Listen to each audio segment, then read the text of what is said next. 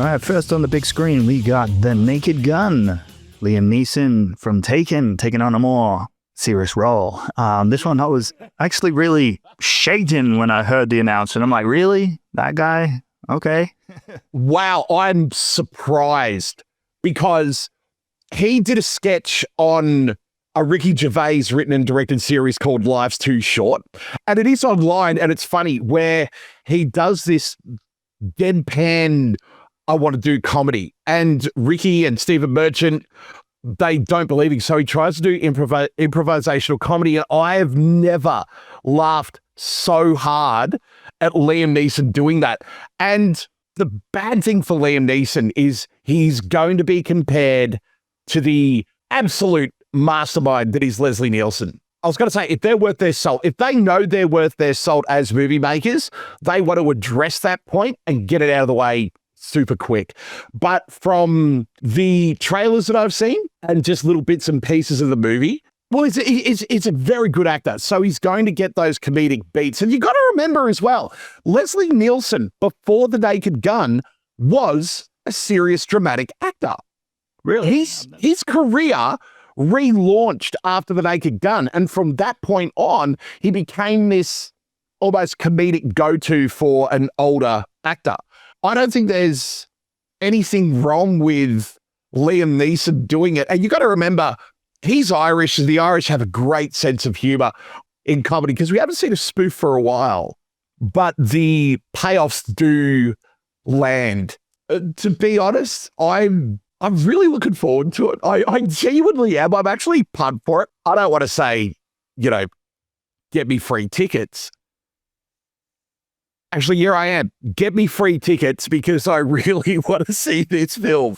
How many of them you got?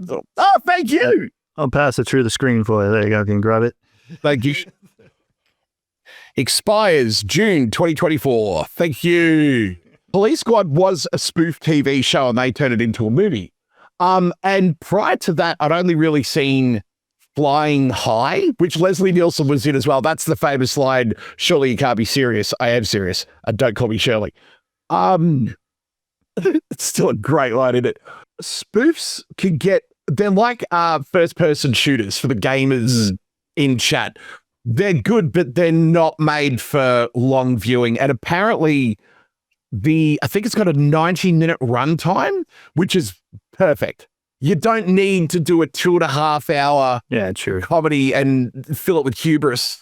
I think it's ticking all the right boxes. So I'm in. Leslie Nielsen, definitely a legend. One of the first films I ever seen of his was Wrongfully Accused. Did you ever check that one? That was just pure gold. I've watched it 1,000 times. And Dracula Dead and loving it. Obsessed with that one. I actually didn't see Dracula first. So once by the time I seen Dracula, I'm like, this is Leslie Nielsen.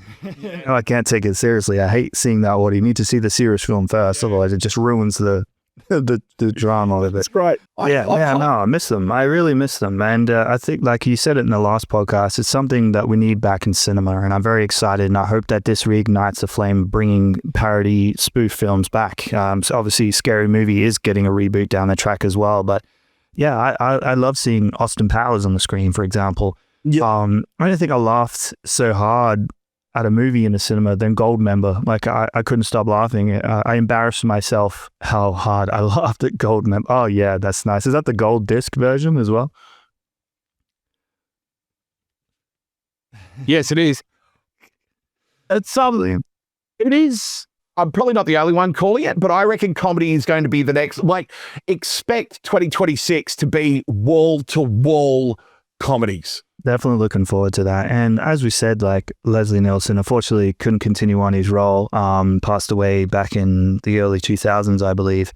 Those stepping up with Liam Neeson, I was reluctant to accept that at the start. But the thing that sold me on it was Seth MacFarlane is a producer on this film from Family Guy. And he was persistent in getting Liam Neeson as his first choice and got it. So if he sees something in him, I see something in him. So I am completely sold. Again, I dodged the trailers, but I know that he's playing the son of Frank Durbin, and he's trying to save the police department from shutting down by solving a case. That's the generic punchline of it. Hit cinemas August 21, coming out by Paramount Pictures. So I think this one's definitely got a lot of investment and potential to be a big hit. So I think this one's definitely worth the number one on your list for August.